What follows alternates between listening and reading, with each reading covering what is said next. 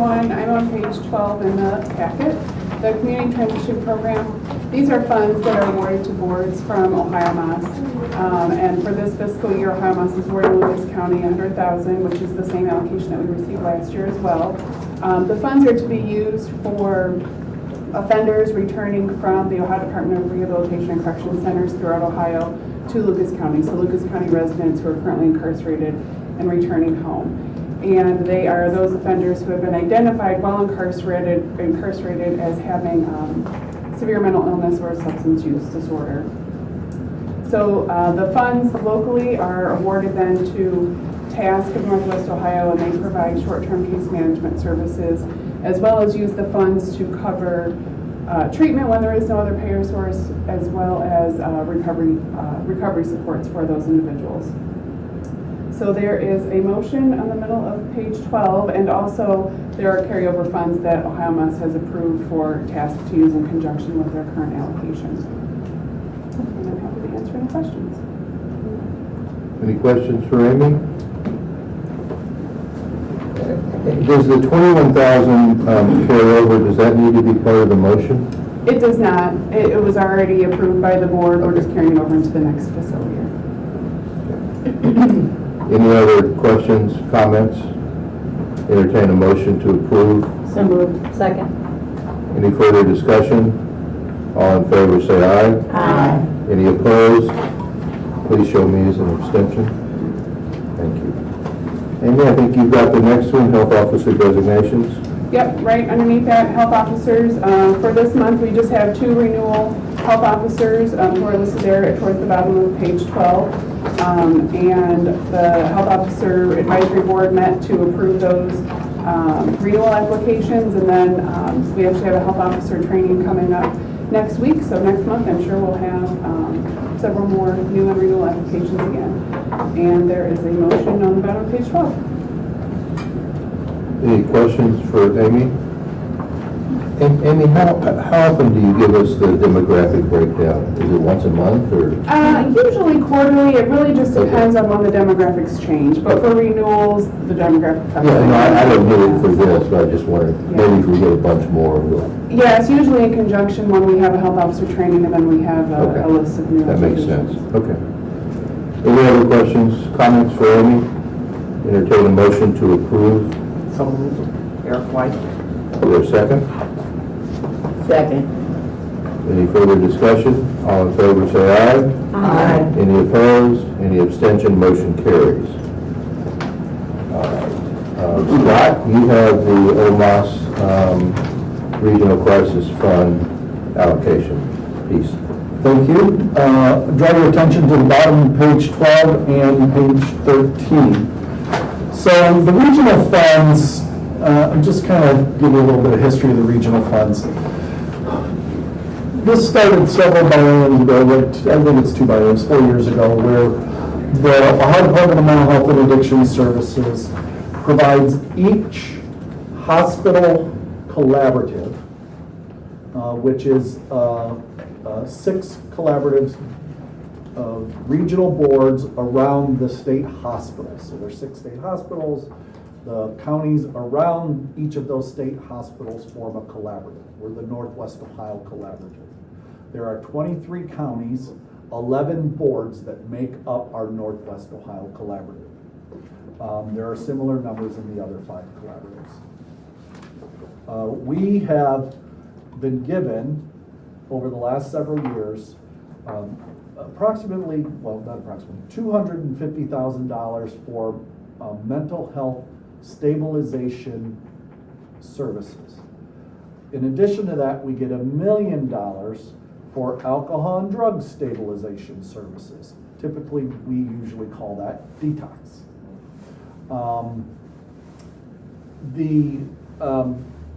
The requirements are that the money actually is given to the regions to decide how to use those funds.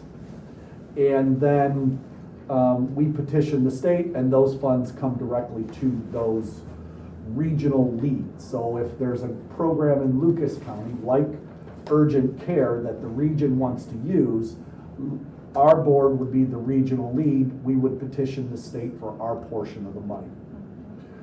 Also, any underspending from the previous years goes back into the pool.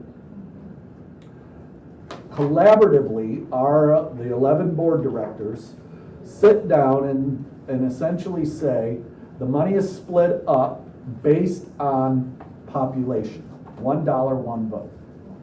So each of us present projects for the region, and then the board directors that are there vote based on the number of dollars that they have. So I want to buy into this project, or I want to buy into this project. And essentially then we create a menu of services available for the region. We did this very thing last April for Zeph Center's psychiatric urgent care. At Zeph Center's request, but also the regional boards were seeing patients coming over and using the urgent care center at Zeph. So they did not have a payer source for that, so this created a small payer source for that. At that time, it was essentially 119,000, thank you. In April and May, May and June, they didn't really use all that much money. So that money is essentially put back in the pool and then redistributed to the parties based on population, and then we vote again. Well, we went through that process a second time, and the region said, we want to provide Zeph Center $224,999.05. That's based on the carryover amount, so that we don't have to send a bunch of money around to other places. For the purpose of paying for urgent care services for people outside of Lucas County. Technically, it could be inside of Lucas County too, but we really basically say we want to use that for people outside of Lucas County. We just did that process ending in September. We were notified in late August, and so our committee got together and made that recommendation. That is why you're seeing it now. But it is retroactive to July 1. And it will run through the fiscal year. And if there is any underspending, that underspending comes back and into the pool. And if Ohio Mass allows us to carry it over, we'll put it back to the pool. If not, we have to send it back to Ohio Mass. So I may have confused you with all of that. I wasn't trying to be. We do have a very complicated process, but it works for our region. There are 9 projects across the region that we all have access to. There is only one that we operate, which is, or are the lead, which is the Zeph Urgent Care. And so that means if Lucas County residents go anywhere within the 23 county region where there is a service for the region, they can access that service without a payer source. Vice versa here as well. So it is a very collaborative, it's part of what we should be doing, and there is a motion on the bottom or in the middle of page 13 that allows us to enter into that agreement retroactive to July 1. Questions? Yes, ma'am. They have to use that to treat people who are from outside of Lucas County. That's what we asked them to do, because we're already paying them to treat people inside of Lucas County. What if they, Pardon me? do they have enough staff to adequately They are, for I'm sorry. They have, their jobs? they are meeting the needs of people that are coming into the urgent care as of now.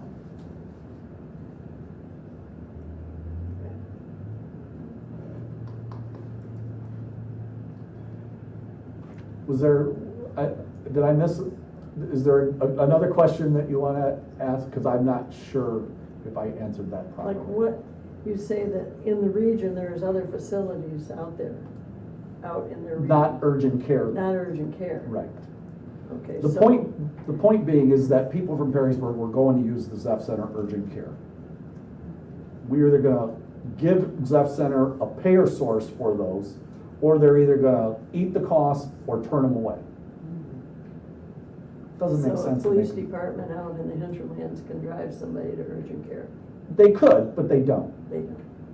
I mean, And there's not a commensurate type of service in Wood County that. Not that would- at this Not, point. not Right, at this point. right. And if there was, then we as a region might want to reciprocate. Yeah. So maybe we split this in half so that if a Lucas County resident shows up in Wood County, they get urgent care services, right?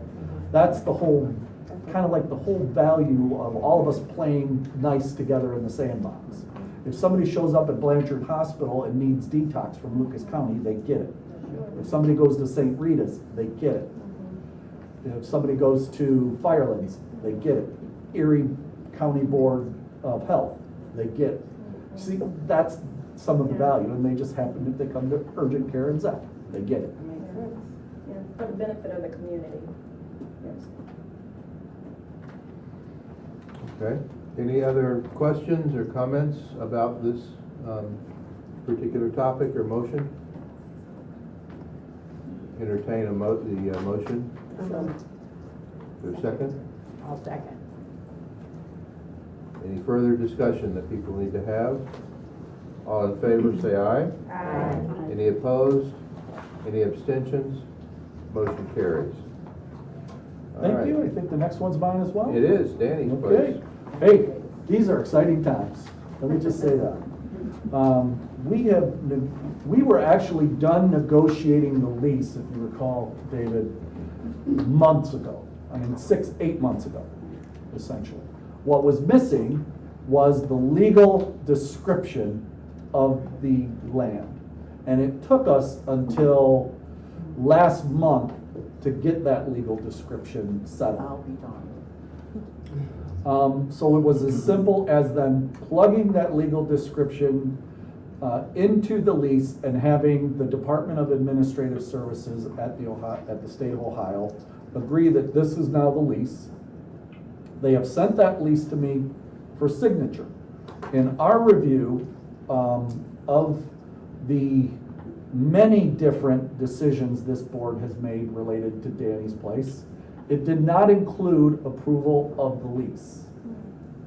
So we are bringing that to you. Just some nuances related to the lease.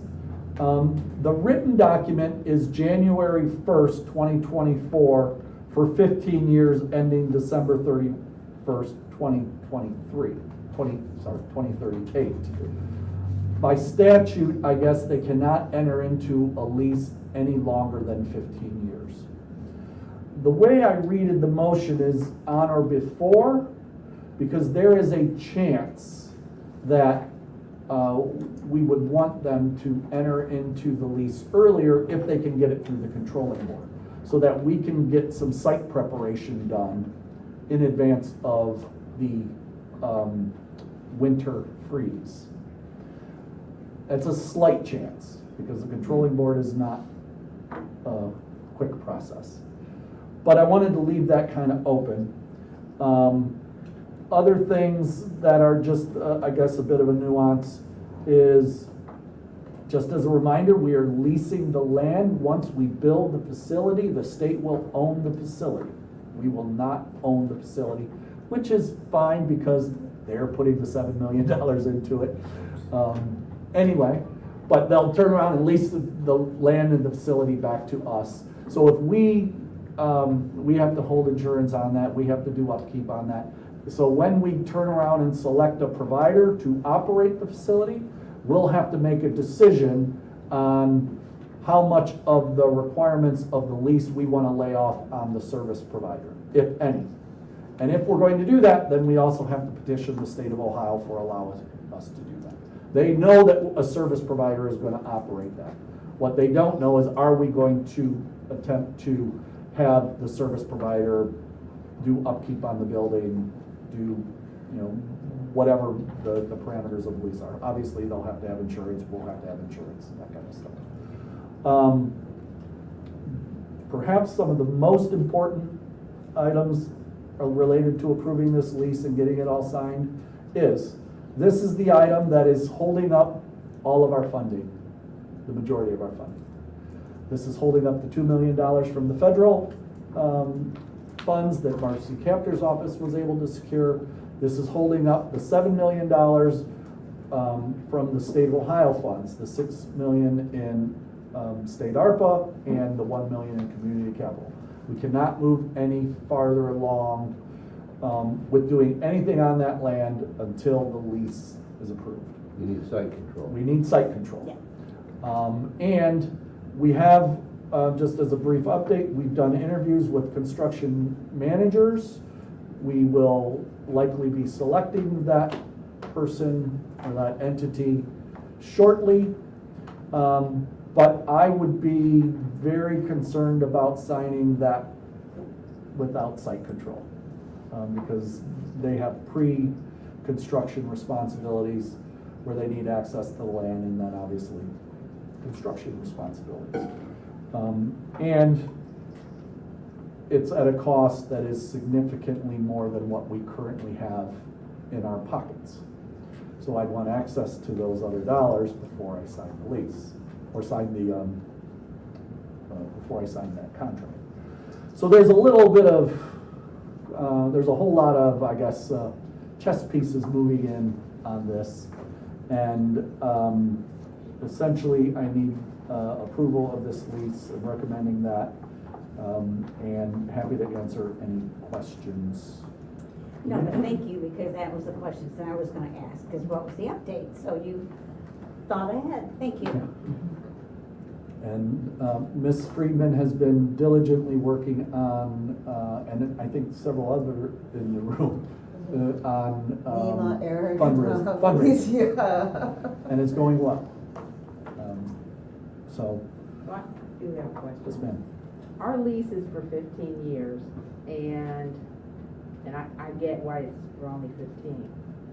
Is there any, well, let me ask the question this way. Is our obligation to maintain the facility and appropriate insurance, is it tied to our leasing of the property and it being operated as Danny's place?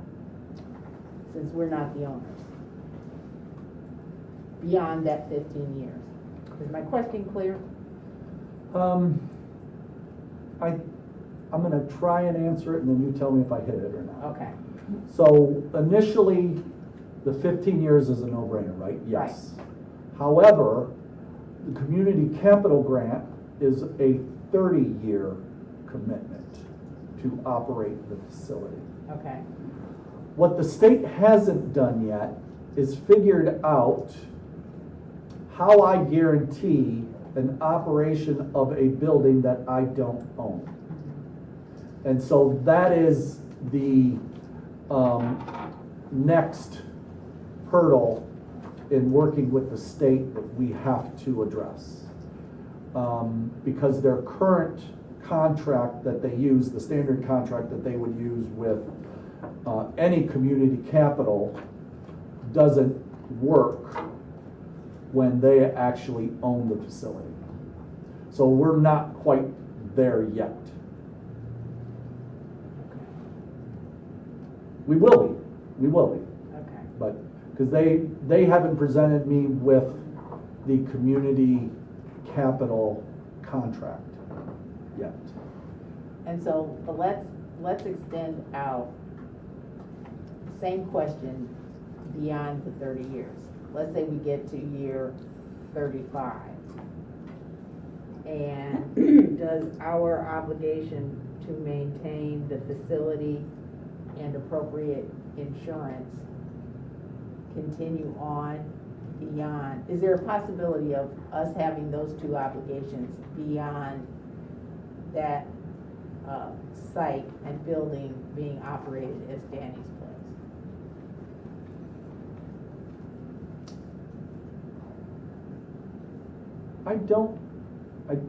I'm struggling with your question.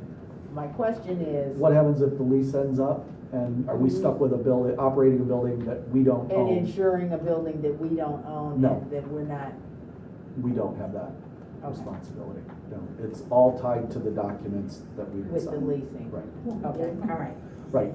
We fought with them to get language in the lease where they were open to renewal.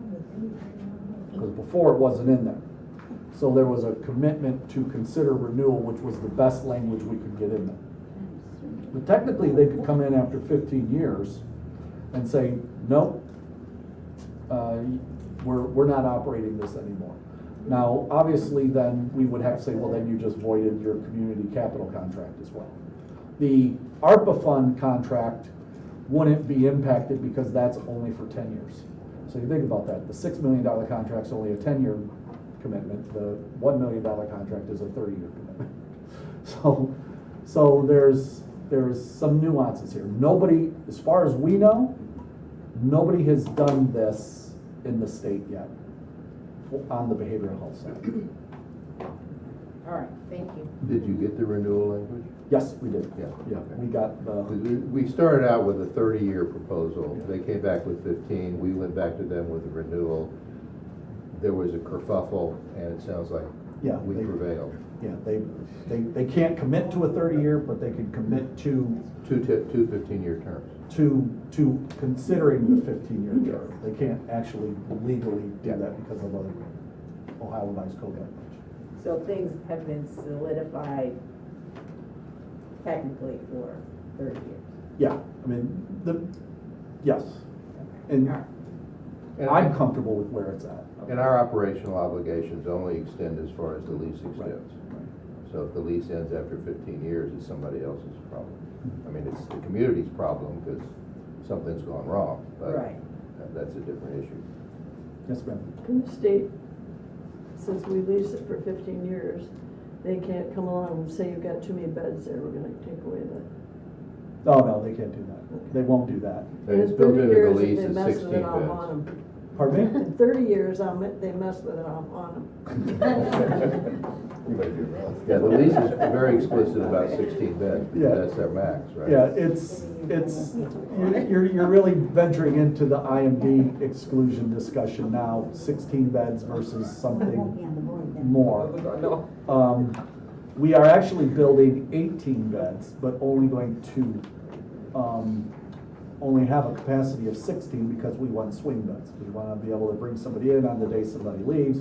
If a bed goes down because of, the toilet stops up or whatever, we'll be able to move somebody. We want to make sure that we have that capacity. In the meantime, though, the state's IMD waiver ends next year. They're going to have to struggle with what do they want to propose, not just for detox, but any of these other facilities that operate over 16 beds. And my sense is that the provider network who are operating beds, detox facilities in particular, over the 16-bed IMD, will have a lot to say about what the state should be doing.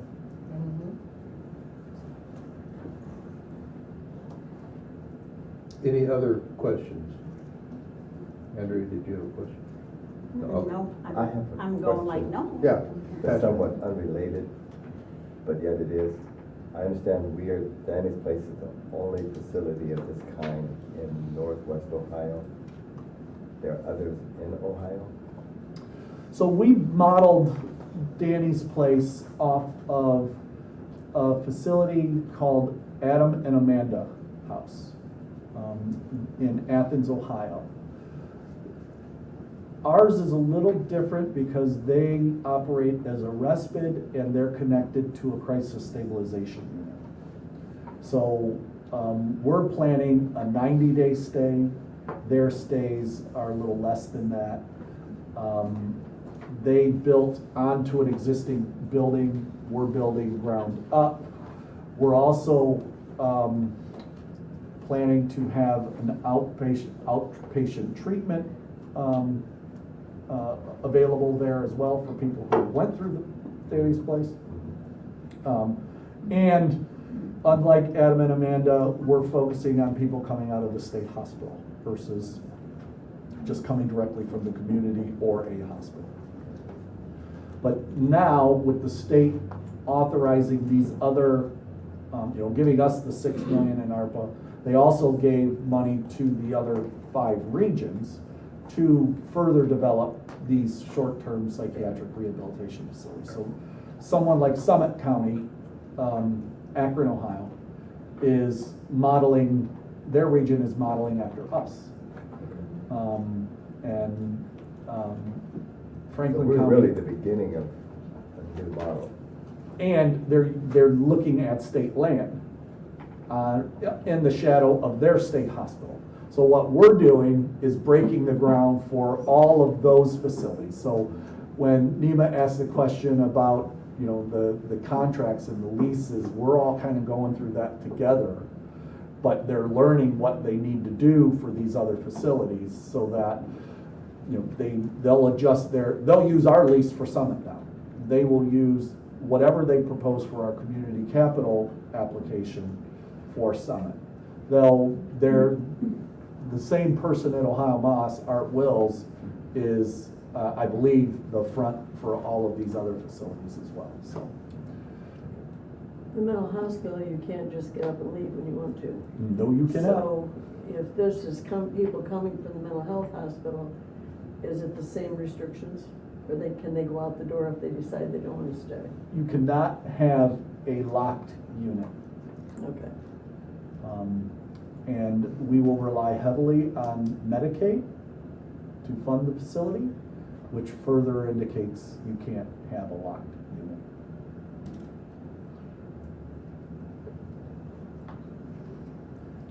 And the reality is, we could argue that if I need a locked unit, should you really be getting out of the hospital? It's supposed to be stepped down. Right, Yeah. yeah.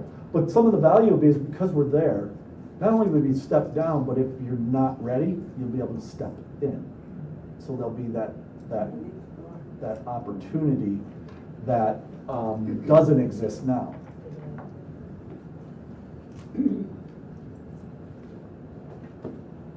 Good. Any other questions, comments, discussion? There's a motion at the bottom of page 13 that authorizes Scott to enter into the lease. I have a motion. For a second. Is there any further discussion on this motion? All in favor, please say aye. Aye. Any opposed? Any abstentions? The motion carries.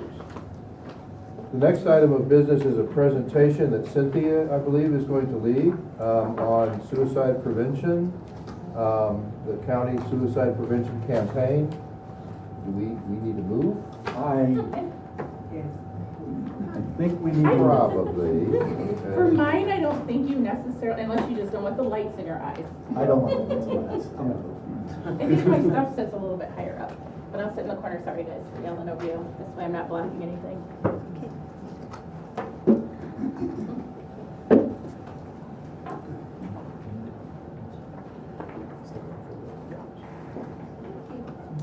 Do I have any internet?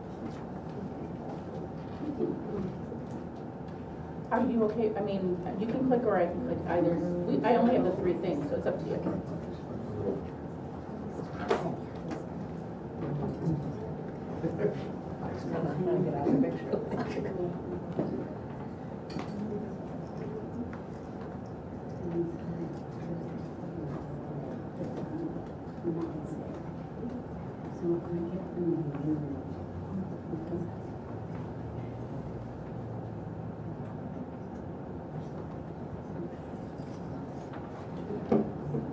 I feel like going on. I feel like going on. Even though trials they may come on every hand, I feel like going on.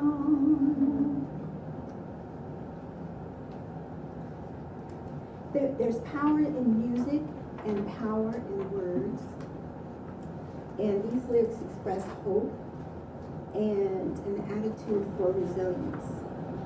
We have 10 certified prevention agencies that this board funds, 9 of which are promoting hope through a countywide suicide prevention promotion campaign.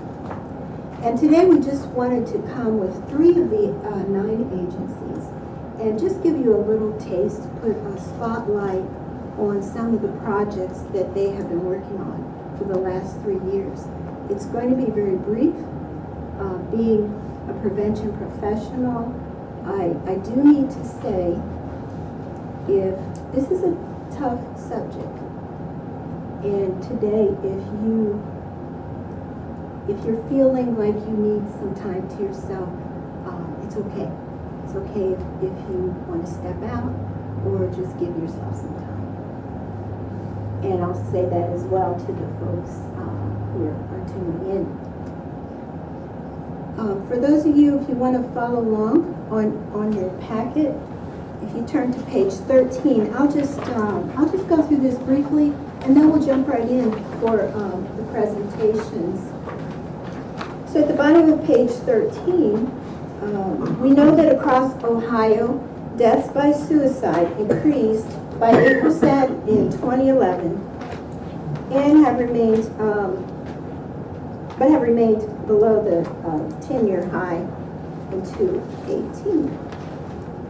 Every day, we know that 5 Ohioans die by suicide. 1 youth dies every 34 hours. In Lucas County, we saw the highest number of suicides at 82. It's been a steady decline. In 2022, there were 69 suicides that were recorded. We know that we're not capturing all of them. And of course, this does not reflect what we call attempts, or also the folks who simply have suicidal ideation and a lot of anxiety. We do have data. I'm not going to go into a lot of detail on that, but you see it there that suicides for females have been increasing, especially for Asian and Black females since 2018. And with 2022 being the high year for female minority deaths. And when we look at the data pertaining to different methods and those kinds of things, women are starting to get a little bit closer to methods that males have traditionally used. Black individuals have been experiencing significant death rates in the 18 to 34 age category, accounting for nearly 58% of all Black deaths. We're also concerned about the increase in suicide attempts and completions among African American youth, and we're talking about children, little girls and boys, even from age 5 on up, who don't want to live.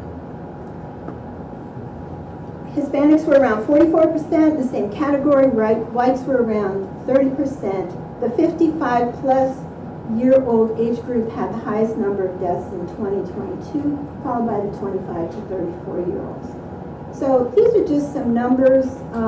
There's statewide strategies to address issues in suicide prevention have been very focused and intense. There is a prevention framework that was set up for our entire state, and just within our board here, each of these projects that we'll be talking about today are connected to our strategic framework for our board as well, and our priority outcomes. So beginning back in 2020, our Board of Trustees designated and approved this campaign, and we started out with 5 agencies. Now we've expanded to 4, expanded to 9, with the increased funding from Crisis Flex funds that were available to us again for fiscal year '24. And you can see there's a chart there if you're interested in knowing which agencies participate. 3 of them are here today, but we are addressing prevention strategies targeting different groups across the lifespan, and we chose these groups based on data, based on the suicide statistics that we had. So Harbor Behavioral Health is targeting seniors, Unison, adolescents, UMADOP, African Americans, and in particular the faith community. Swanton Area Community Coalition is youth-led prevention, where we've got middle school and high school kids who are designing the campaigns. Sylvania Prevention Alliance, they're also targeting adolescents, parents, and caregivers. And then on the back, Center of Hope, they're targeting parents and caregivers of Latino and African American children with social marketing. Big Brothers Big Sisters, African American children, parent education. Lucas County Suicide Prevention Coalition, we assigned them to target veterans and LGBTQ+ community, and ZEF is targeting adults and youth with their Stop the Hurt Suicide Prevention Awareness Campaign. Just a couple other very quick things. The mental health promotion objective for our board and strategic planning is to increase public awareness of the warning signs of suicide and how do you help someone. It's pretty simple. And then our priority outcomes framework, this one fits in with equitable access to behavioral health services, reducing suicide and unintentional drug overdose deaths. So when we look at prevention and promotion, it's not advertising. Advertising sells a product, but with social marketing, the desired outcome is to change attitudes, beliefs, and behaviors. So everything you're going to see, that's what it's all about. Most of it's a one-way, indirect communication. We're sending something out. So we're going to put the spotlight today on, as I said, on 3 of the programs. I'm going to start out. The first presenter is Dee Washington. Dee is the Prevention Education Manager with Harbor and Lighthouse EAP. She is an Ohio Certified Prevention Specialist. Yeah, I should have gotten the seat, but yes. And very highly respected across the state. We're lucky to have her up here. She's going to talk about the campaign for seniors, and if we can get this rolling for you. Yeah, I'll get started while you pull those up, because the clips that we have, one is just a picture, and the 2 clips are media, which are very short. That I've learned how to stop in prevention. We talk a lot, and they're like, you gotta cut it out. Get it down to 15 seconds. So one of the things I just want to say, first of all, for the board, thank you for helping support us with our opportunities to do the Senior Wellness Initiative. When you guys funded us, there were only 2 agencies in the state that were doing the WISE curriculum. Us and then someone down south, like south, I think southwest. Now, all of a sudden, in the last year, I believe, there's state funding to actually bring the WISE curriculum in collaboration with QPR and the Area Office on Aging across the state. And I wish we were part of that collaborative, but we are not. But I'm excited to see that WISE is going to be offered throughout the state. But the mental health board here was one of the really pushed the effort to put older adults into the forefront. And I've got to tell you, being a DEIB person as well, language matters. And so the senior thing of what we've learned over our last 10 years of you funding us is that they don't like that word. And we've had fun with them. We've said diapers to diapers. They kind of like that one. But they like the term older adults. So again, language even matters at that. Because if you think about where your headspace is as you're getting older, saying a senior citizen can affect you that way. So really, we're also trying to change our language to go into saying older adults. With this, what I'm going to show you is a couple of clips. Our marketing was more digital. We did some digital campaigns across a lot of websites. We also did kind of partner with we did partner with Channel 13. And so we were a part of anyone that went on to 13abc.com. They would see our banners and our messages, but we were also embedded into their app. So the 13ABC, the news and weather app. So a lot of our folks, and then I don't know how to explain all the geo mapping, a few numbers, but we were targeting specific zip codes and neighborhoods that we knew we had higher concentrations of older adults. So we did our digital. We also worked with Cumulus. Cumulus Radio has 7 stations. There's 5 on FM, 2 on AM. We targeted those based on whatever message we were getting out. So we did some things around the holidays, of course, checking in on our older adults, doing something for your neighbor. We did something around the New Year's where we talked about the resolution. So through the holidays, Thanksgiving and Christmas, our messages were about checking in. In January, we said, don't let that be a holiday thing, right? Your resolution is to continue checking in on our older adults. We also did something on Cumulus around March Madness. So we focused on the radio stations that were doing live sporting events. And so we kind of engaged more, it was more of a male focused, even though a lot of our females love their sports, but we knew we would have men listening to the live sports. So these are just some samples, but I want to tell you before you put these on, because I can just end with that, if you have any questions, is that the conversations that we have with our older adults in the WISE program, I mean, we talked about the statistics that you had. When we talk about depression in our curriculum, and we talk about, of course, substance use and misuse, there's key things that rise to the top. So depression, suicide, they have a lot of discussion around, I want to call it doctor assisted. I can't remember the phrase anymore. So Dr. Kulakin. The medical, having a doctor who can assist you with suicide. And then the other big thing that is coming to the surface for us a lot is it considered suicide if I just stop taking my medication? Because they're just tired of taking their medication and they want to be done. So would that still be looked at as suicide? Because part of it too for them is the recognition of they took their life when it's just really, for them they're thinking, I just don't want to take my medicine anymore. I'm not thinking dying, I'm just done with this. And if I die because of it, will there be a stigma attached? So that's some of the discussion that we've been finding in our WISE groups. So we can put those on, and then if you have any questions. I do have a few numbers that I'll tell you about. A healthy lifestyle can help with feelings of depression, including the right nutrition and staying active. Connecting with friends and family can also help.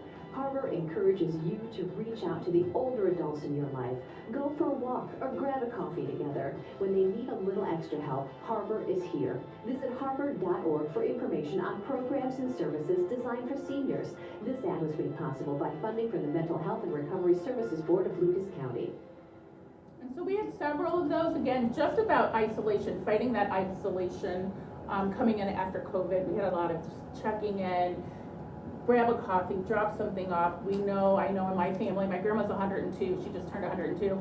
She's crotchety, she doesn't want anybody, but boy, when you walk in the house, she won't let you go. So, knock on the door, bring them a coffee, some cookies, whatever it might be. But we had messages, multiple messages about just reaching out. This was our March Madness. How you doing today, Dad? Feeling a little down, actually. How about we meet for lunch? Reaching out to the older adults in your life can help them reduce feelings of loneliness. Everyone needs help sometimes. If your loved ones are in need of a little extra help, visit harbor.org for more information on services. This ad was made possible by funding from the Mental Health and Recovery Services Board of Lucas County. And so again, we had about 3 ads, we believe, that we had that went around that focused on the March Madness and involved more of the male voice as well, so it would capture our men's attention. These are our digital ads that we had out across the websites and on Channel 13. So anyone that haven't, I'm still, again, geo-mapping. I don't know how they know where older folks are, but they know. But again, these are just a sample of some of the advertisements that we've done in terms of digital. And I think, I think I gave you 3. Did I give you more than that? Oh, one more? Okay.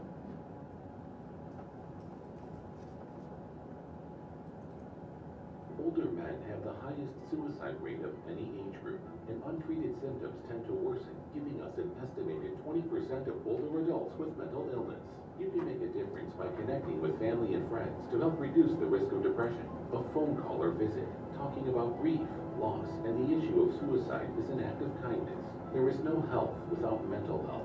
Mental health matters. Reach out to an older adult. Everyone needs help sometimes. Visit harbor.com for information on our services.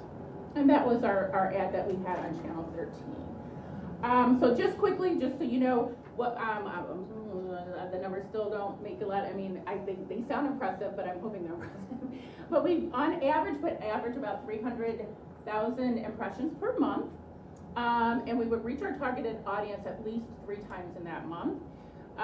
We are above the national average on click-throughs, still learning the language, but it means that if they saw a digital ad, we were above the national average where somebody would click on whatever resource we were putting on there. We also did recognize that our older adults are not really using their laptops anymore or desktop computers.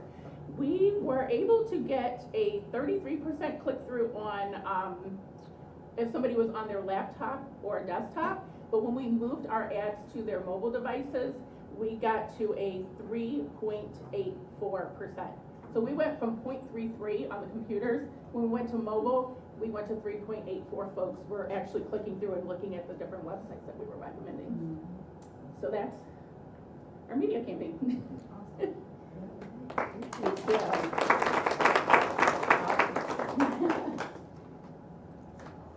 Okay. Our next presenter is Bill Emheiser. He's the Public Relations Director at Unison, and he's going to talk about Signs and Solutions campaign, among other things, for adolescents. Well, thank you so much for taking the interest in funding these amazing programs.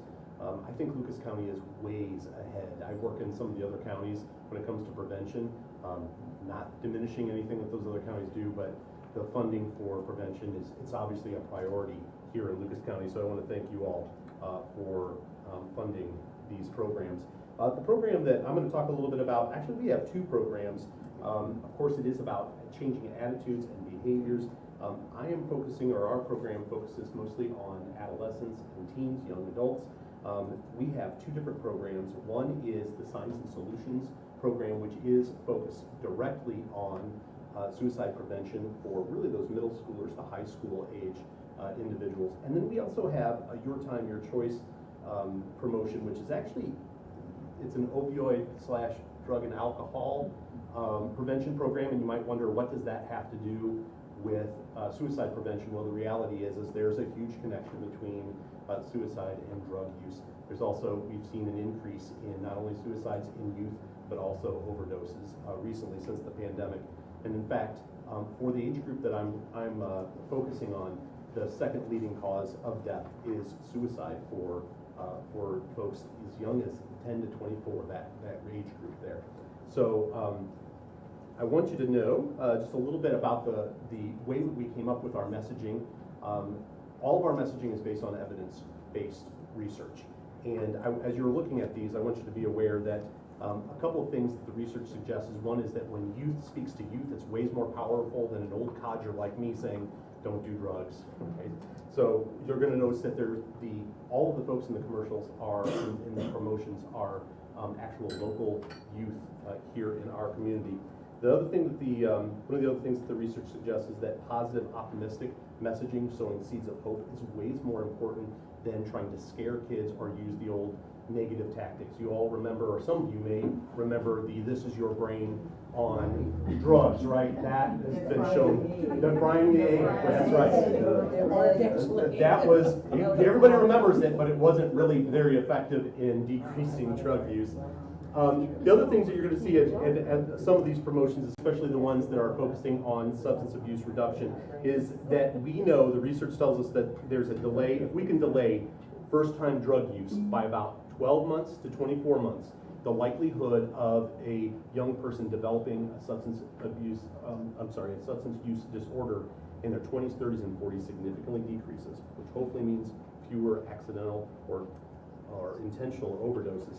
The other thing that we look at is social connectedness. The research tells us that when young people participate in meaningful activities, that can be any activity, academics, athletics, music, literature, clubs at school. When we do this, we're less likely to try drugs. So you're going to see that, that all of our messaging is surrounding that research. So I think with that, we'll go ahead and take a look at our first clip. The warning signs leading up to teenage suicide are many.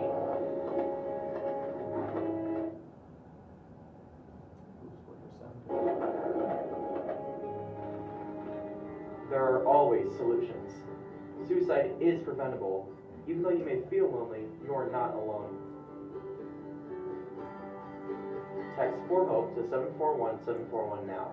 If you are in crisis, call 911 immediately. So that's one of our more direct promotions, of course, giving and promoting the 741 text line to youth. We'll go ahead and show these other ones. You'll notice that we noticed with young people, 15 seconds is really the attention span. So we started doing 15-second spots. And so you'll see these next ones are really, really quick and obviously geared for young people. And these are also Toledo. These are all, yes, everyone in these, all these are locally produced and all with youth here in the Lucas County area.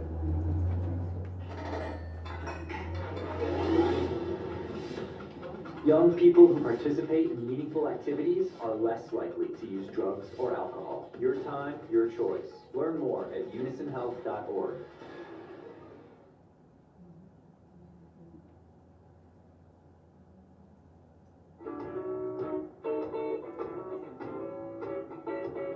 Young people who participate in meaningful activities are less likely to use drugs or alcohol. Your time, your choice. Learn more at unisonhealth.org.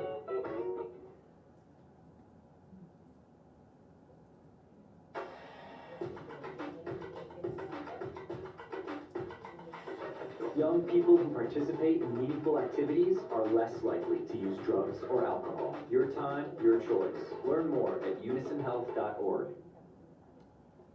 So these are, and I'm going to wrap up with this because I know if they said 5 minutes, I'm going to try to keep it 5. These are promoted through primarily social media. Dee is absolutely correct. It is frightening how accurate advertisers and all these different social media companies are in identifying, to the point where we know this building, I could go to one of my vendors and say, I want to promote this message only to Lucas County Mental Health Board members. And they will know who are visitors and who are actual employees and serve it only to those folks. And then once they have them, it follows them home, and now we know where you live. And we can now geo-fence that area as well. So, so it's highly focused, and we're making sure that we're delivering that message to individuals via social media, some conventional media such as BCSN, actually even at sporting events and the like. So with that, I'm going to leave you there, and if you have any questions, we'd be happy to answer them. Thank you. And I just wanted to point out, well, I didn't know if any of you noticed on the first video with the skateboarders, it goes from black and white to color partway through, and there's a reason for that. Every detail, there's a reason for it related to prevention. I'll tell you, that's when the peer support came in. The kids came on their skateboards and sat down with one who was alone. Okay, our third presenter is representing the Lucas County Suicide Prevention Coalition. I don't know what that is. I don't know what that is. That was my intro. Thank you. I'll just turn the volume off. And we have Mariah Cornova. She is the Community Relations Representative for Buckeye Health. She's also the chair of the board for the Lucas County Suicide Prevention Coalition. She is the chair of the Buckeye Inspire Women's Inclusion Group and Buckeye Health Plan Diversity and Inclusion Council member. So we're really glad to have Mariah with us. Thanks. For the sake of time, I'm gonna kind of like really condense my presentation for you because I wanna talk about ownership and why language matters. Because we relaunched back in April, and our big thing that we're really trying to focus on is getting back in our lane of prevention. So getting in front, we have our behavioral health intervention and support. We wanna get in that front end, and it's gotta be about action and activities that people can take. Now, one of the things that we made a mistake in the past is we've tried to do all these gatekeeper trainings, and we would say, you know, go do this work on our behalf, but we didn't keep those trainers motivated, encouraged, educated. So our coalition, let's skip down really quick. This is a PDF, so you just need to, okay. I just want to show you our piece is getting in front, so we're doing a lot around professional development. We've done that with our LGBT space, social media and mass messaging, that everybody can partake in some of that support. Event support, this is where we're trying to create ownership. We have these really cool prevention to go bags activity as part of the coalition. People come, we brainstorm what's happening out in community, and then we find people to do it. It was very dependent on a person. It is a collective effort of action. So we do knowledge sharing. That's the other thing, is there's lots happening. We can't be everywhere to get at all times, but the information and access should be. So again, creating ownership at the coalition level for folks to take back out the resources to where they're going to be, but also coming back to report back what's happening so that we can be prepared. From a presentation perspective, we're doing adult gatekeeper, youth gatekeeper, and youth mental health. That QPR, similar to CPR, we've talked about that. It makes sense for us. We've also engaged to try and work more upstream to bring partners in to help own this work. So, and of course, resource and referral sharing. Anybody steps in, they can take over any role. So if you go to the next slide really quick, this is what the coalition is doing. We are practicing QPR each and every month so that people can get confident in that space.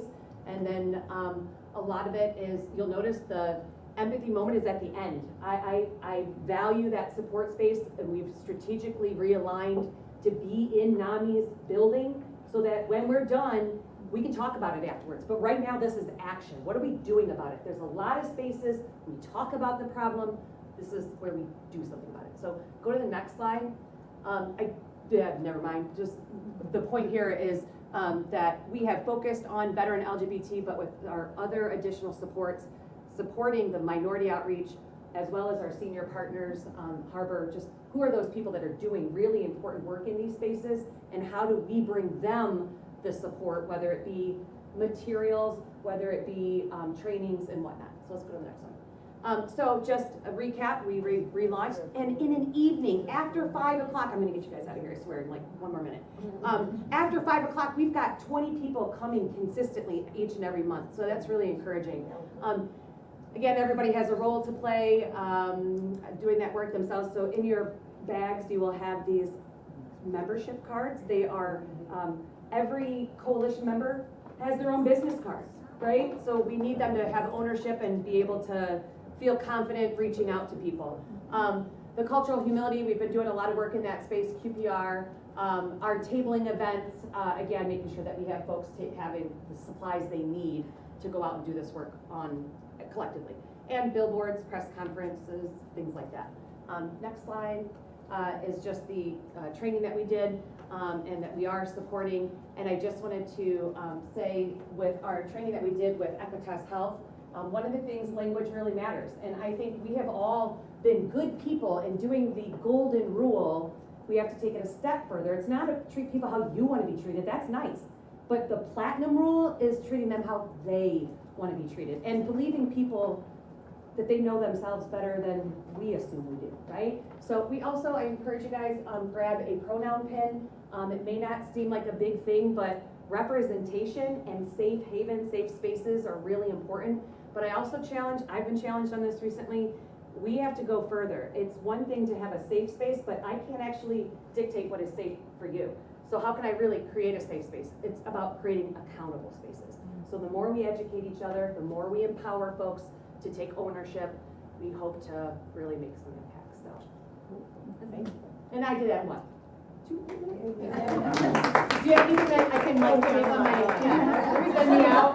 Turn the volume up, because I don't know how to get it off of here. Oh, actually, one other thing that is in your bag that's really cool, there's a military specific, LGBT specific, but actually one other really cool thing is, again, how do we task and ask? So this has 3 cards, and I always say, how many key sets you got? Great, 2, maybe you do, but there's 3 on here. Give these away, right? So please, this is your action activity today. Thank you. Good job. Thank you. This is why I like my job. I get to work with people like this. We do come together, all the 10 agencies, once a month for what we call the HOPE team. That's Hope Optimized Through Prevention Education. And we will be having, we're hoping to have a lunch and learn on this topic where we will go much deeper into at least one of the grants to show you, for example, with what Bill was doing with the videos, what really goes into behind those. So if you want to know more, you can tune into the Lunch and Learn. And I want to thank Scott for giving us actually a whole lot of time. We're used to speaking really quick, but we do appreciate it. I don't know if anyone had any questions for the presenters. I don't have a question, but I have a huge heartfelt thank you. Yes. Thank you. All right. I do have a question. Okay. And it's really directed at providers that are doing this work. And and the work that they're connecting to heroin and opioid issues in particular. Our One Ohio Region 4 funding is going to be coming up within the next 6 months. And they're setting priorities right now for how they would like our Region 4 money to be spent. If you could give them feedback on what do you see in priority in this space around suicide and opioid or stimulant connections, what would you say some of the biggest needs are? That's the question. Are you asking right now? I'm asking right now. But you can always send me stuff too, but I'm asking just first impressions right now. As far as what are the hugest needs on, I want to make sure I understand the question. As far as prevention work goes, for youth? As it relates to suicide and opioid. You know, I think that the key thing is to making sure that people understand that there is a connection between those 2 things. That oftentimes people think of them as 2 different things. I see them as connected. But oftentimes we see, substance abuse is its own thing, and then suicide is something different. And the reality is everything is connected, making sure that people understand that those 2 things, that we are seeing these massive increases statistically on accidental overdoses. I don't think that's an accident. We oftentimes don't know if a suicide is actually a suicide or not. Is it accidental or was it intentional when it comes to opioid use? I really do think the more we can engage in behavioral change, the more behavior. It's not just messaging, but also making sure that we are funding and helping out with incentivizing folks or encouraging folks to actually take the message and then actually behaviorally use it. For instance, one of the things that you all do right now is, you don't realize it maybe, but you fund something called Project Prom. As an example, Project Prom is one of those behavioral activities that's related to this messaging, where we are encouraging young people to actually, at each school, they enter into a competition, if you will. They can have as many submissions as they want, but the young people say why I think it's important to have a drug-free prom. And then there's a winner, and the winner at these different schools, we usually pick 3 winners at this point in time, earn money towards their drug-free after prom. And so, and then that messaging is going out. The winners are, actually, we give all the messaging out to the kids. They're hearing their peers talk about why this is important. And some of them have had some, I had a video, but we just didn't have time to show.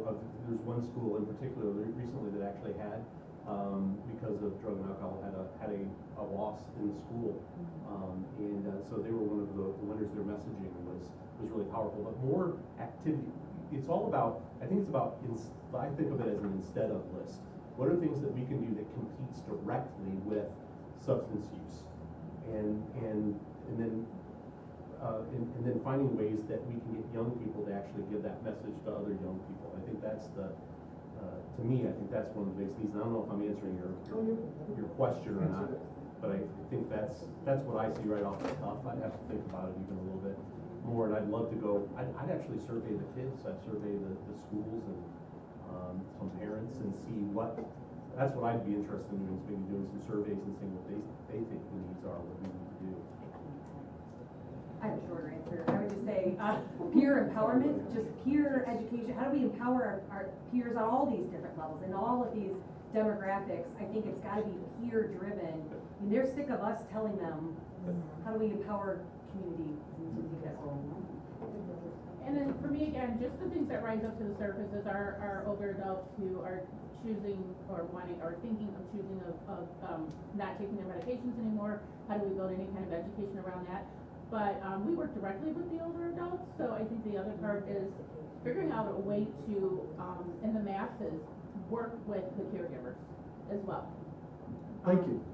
So yeah, because isolation, especially coming out of COVID, it is hard to get our older adults to walk out of their front door still to this day. So how do we get more messaging to the caregivers?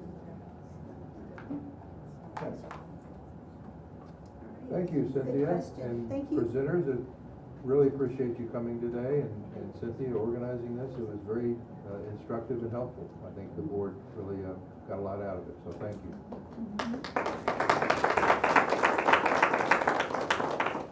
We're now at open session. Richard, do you want to start? You have your hand up. Not that you need to. October the 12th, week from Thursday, Plan Commission will meet, and most of that meeting will be involved with the new jail. They'll be applying for the special use permit and the zoning change. I don't anticipate any problems. It will most likely go from there to City Council zoning and planning committee on November the 15th.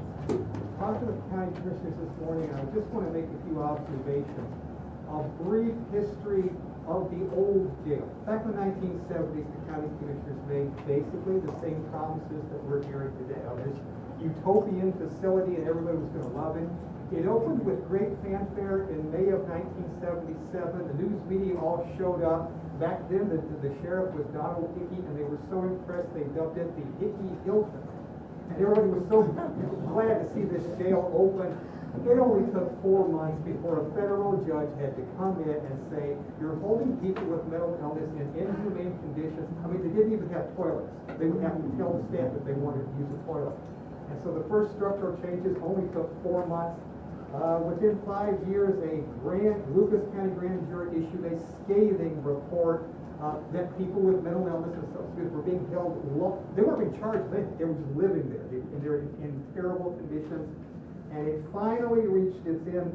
1989, federal judge ordered Lucas County to stop holding people with mental illness and substance abuse with no charges. Basically, the Blade did a great article on the county jail no longer a Hilton, and it went into some pretty graphic descriptions of what the conditions were like in there. It didn't take long for the jail to become a dumping ground. And I'm experiencing deja vu. I read the reports of the consultants that the commissioners have hired. It doesn't sound like this is incarceration. It sounds like this is housing. They don't talk about cells. They talk about housing units. It sounds to me like this is a place where people with mental illness are just going to be dumped off and spend very long periods of time until the federal government or somebody else comes in and tells us not to do it. They call the old jail the Hickey Hilton. I've been jokingly referring to this as Gherkin's guest house. I think that's what we're going to have. I hope I'm wrong. And so next week, when Plan Commission asks these questions, I'm hoping that there will be some answers. What are we going to do locally? What is this for? What are we going to do locally to monitor the people with mental illness and substance abuse in the jail? Are they being held for charges, or are they just being there because there's no place else for them to go? Now's the time to be asking those questions, because I don't want the federal government to have to come in and tell us that. So next Thursday, not this Thursday, Thursday of next week, I assume the county commissioners will be there. I would imagine Bridget Cabot's going to do most of the talking. But those are two very important steps, the zone change and the special use permit for Canton Street. So I hope this board is paying attention to what is going on with that new jail, because if we don't, it'll become what the state hospital used to be, this giant sponge that just soaks up all the resources and money, and for what? People to live there. Remember, at the state hospital, they didn't call them patients, they called them residents, because they lived there until 1988, when the state of Ohio said, we're not gonna pay for this anymore. The law was changed, and it said the county boards, take them, we're not gonna let you put in state hospitals anymore. So now's the time we need to get some answers about how is this jail going to be monitored. Thank you. Thank you, Richard. Any other comments from the audience? In open session, hearing none, the meeting is adjourned. Thank you, everybody. Thank you, everybody.